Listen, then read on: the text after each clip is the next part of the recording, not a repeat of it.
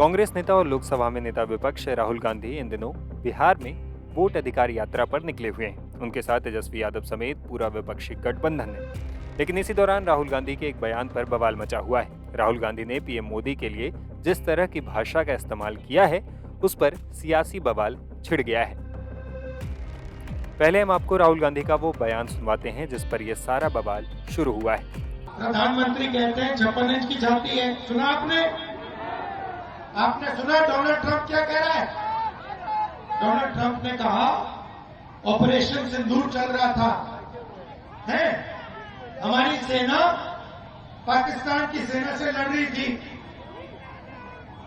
Donald Trump कहता है मैंने फोन उठाया और मैंने नरेंद्र मोदी को फोन किया और मैंने उसे कहा कि 24 घंटे में युद्ध को बंद करो। और फिर कहता है मैंने सोचा 24 घंटे में करेगा, उसने 5 घंटों में बंद कर दिया। मतलब डरपोक है। मैंने नरेंद्र मोदी को लोकसभा में बोला अगर दम है तो बोलो कि डोनाल्ड ट्रंप झूठ बोल रहा है, बोलो। 40 बार उसने बोला है। नरेंद्र मोदी के मुंह से चूं तक बात नहीं निकली। 1.5 घंटे का भाषण दिया, मगर लोकसभा में ट्रंप को एक शब्द नहीं बोल पाया।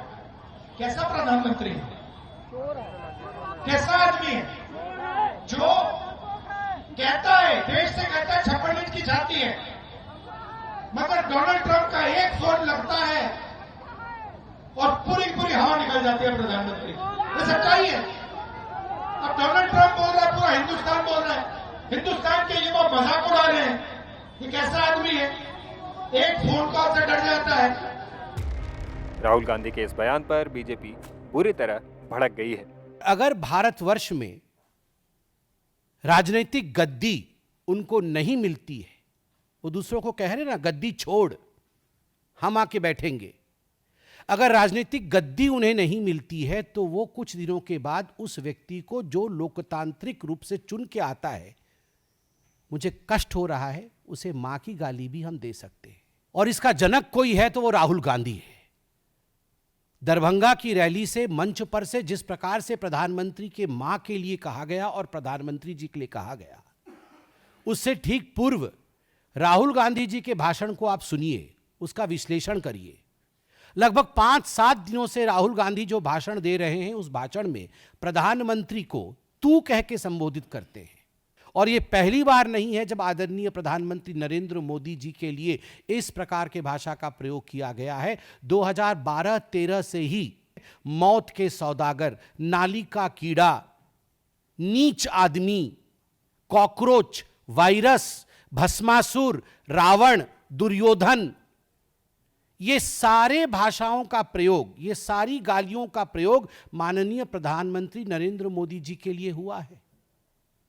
सोचिए किस देश में, हमें कहती है कांग्रेस पार्टी की ये तो हिटलर शाही है, ये तो डिक्टेटर है।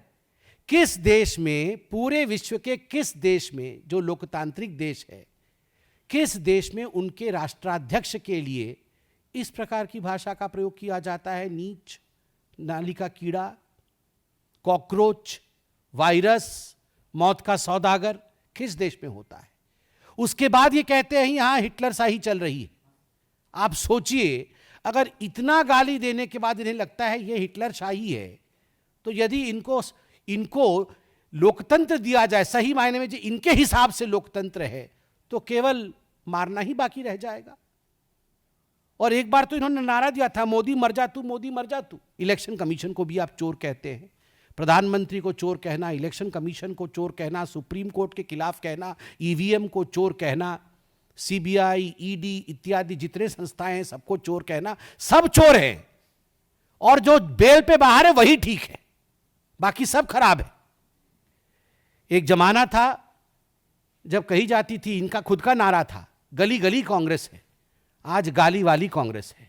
कोई गली गली कांग्रेस नहीं है, ये गाली वाली कांग्रेस है। और आपको लगता है गाली देकर आप अगर आगे बढ़ सकते हैं तो आपको मुबारक हो। गाली से इस देश में कोई आगे न बढ़ा है न बढ़ सकता है। भाषा की मर्यादा, और राहुल जी आपसे हम आशा नहीं करते हैं कि आप माफी मांगेंगे, आप माफी नहीं मांगेंगे। आपको एक सेंस ऑफ प्लेजर मिल रहा है, you are deriving sadistic pleasure. प्रधानमंत्री नरेंद्र मोदी जी को गाली देकर आपको आनंद की अनुभूति हो रही है, मगर ये आनंद की अनुभूति जो आपको हो रही है वो जनता को नहीं हो रही है। जनता जनार्दन इसका जवाब देगी, बिहार की जनता इसका जवाब देगी। वहीं एनडीए के सहयोगी दल लोजपा रामविलास की सांसद शांभवी चौधरी ने भी राहुल गांधी से माफी की मांग की है। नहीं, ये पूरी तरीके से आरजेडी और जो कांग्रेस है उनके संस्कार को दिखाता है कि कितने संस्कारहीन लोग हैं। हम लोग हमेशा बिहार में भाषा की खूबसूरती रही है, और वो भोजपुरी हो, वो मैथिली हो, वो हिंदी हो, जो भी हो, कई ऐसे शब्द हैं जिसका प्रयोग करके आप उस आलोचना भी कर सकते हैं और कड़ी निंदा भी कर सकते हैं। लेकिन जिस तरीके से राहुल गांधी जी के कार्यक्रम में शब्दों का चयन हुआ और जिस तरीके से यशस्वी प्रधानमंत्री श्री नरेंद्र मोदी जी के लिए अपशब्द का इस्तेमाल किया गया, इस पे कार्रवाई होनी चाहिए। राहुल गांधी जी को माफ़ी मांगनी चाहिए और पब्लिकली एक संवैधानिक पद पर, विश्व के सबसे बड़े लोकतंत्र के वो प्रधानमंत्री हैं, उनको देश की जनता ने चुना है, तो उनके खिलाफ, उनके लिए आप ऐसे शब्दों का प्रयोग करके आप पूरी की पूरी जनता को भी कहीं ना कहीं गाली देने का आप काम कर रहे हैं। और ये कैसे संस्कार है बिहारियों के या बिहार की धरती के? ये संस्कार नहीं है कि आप मंच से किसी को इस तरह की गाली दें। आपको बिल्कुल माफ़ी मांगनी चाहिए और ये सारे कार्यक्रम के खिलाफ कार्रवाई होनी चाहिए कि ये सारे कार्यक्रम करा कौन रहा है, किस तरीके से, किस ढंग से इसको किया जा रहा है। वहीं जनसुराज के संस्थापक प्रशांत किशोर ने भी इस विवाद पर प्रतिक्रिया दी है। भैया जो गाली दे रहे हैं वो जाने और प्राइम मिनिस्टर और उनका दल जाने। हम लोग जो कह रहे हैं कि राहुल गांधी आए,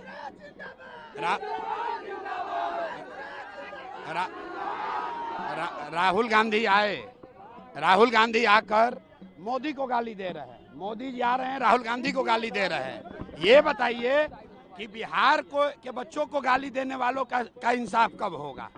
जो लोग बिहार के बच्चों को गाली दे रहे हैं, जो बिहार के बच्चों को मार रहे हैं, उसकी बात कब होगी? हम लोग जीवन भर खाली मोदी और राहुल जी के लड़ाई में नहीं पड़ना चाहते हैं। हम लोग अपनी लड़ाई लड़ना चाहते हैं, बिहार के बच्चों की लड़ाई लड़ना चाहते हैं कि बिहार के बच्चों को रोजगार मिले, हम लोग का पलायन बंद हो। इस पर बात नहीं हो रही है। राहुल गांधी आए, मोदी जी को गाली दे दिया, मोदी जी आए, राहुल जी को गाली दे देंगे, उससे क्या मतलब है भाई?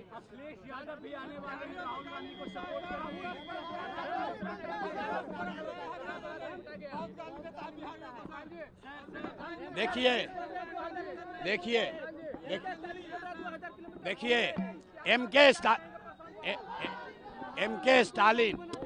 के स्टालिन और रेवंत रेड्डी आए हैं कल और परसों। ये दिखाता है कि बिहार के लोगों का क्या इज्जत है। इन लोगों ने बिहार के लोगों को तमिलनाडु में मारा है। रेवंत रेड्डी ने कहा, सीएम है, कहता है कैमरे पर कि बिहार के लोगों का डीएनए है मजदूरी करना, और तमिलनाडु में बिहार के बच्चों को मारा गया। अब वही एम के स्टालिन आकर बिहार में वोट मांग रहे हैं। तो मैं बिहार के युवाओं से, यहाँ के लोगों से आग्रह करना चाहता हूँ कि इनका पूरा बायकॉट होना चाहिए। ये लोग तमिलनाडु में, कर्नाटक में, हरियाणा में बिहार के बच्चों को मार रहे हैं और यहाँ आकर वोट मांगता है, इसको एकदम बहिष्कार होना चाहिए।